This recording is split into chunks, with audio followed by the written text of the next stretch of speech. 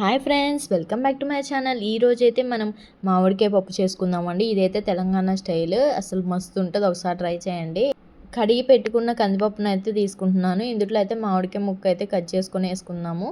Without peel అయితే తీసేసేయాలండి. ఇప్పుడైతే పచ్చిమిర్చి అండ్ ఆనియన్, టమాటా అండ్ పసుపు, కారం, ఉప్పు, ఆయిల్ అయితే వేసేసుకుంటున్నాను.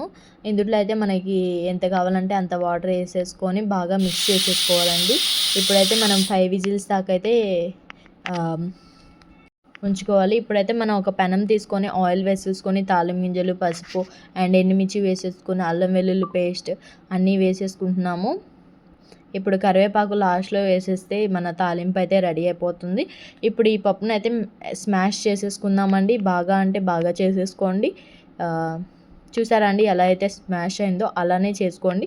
ఇప్పుడైతే మనం ఇందాక తాలింపు వేసేసుకున్నాం కదండి, అందులో అయితే ఈ పప్పులో వేసేసుకోవాలి. ఇలా అంతా మిక్స్ చేసేసుకుంటే మామిడికాయ పప్పు అయితే మస్తు ఉంటుంది. మీరు ట్రై చేశారా లేదా అని కామెంట్ చేయండి. ట్రై చేస్తే ఎలా వచ్చిందో comment. Thank you so much for watching. Please subscribe my channel. Thank you.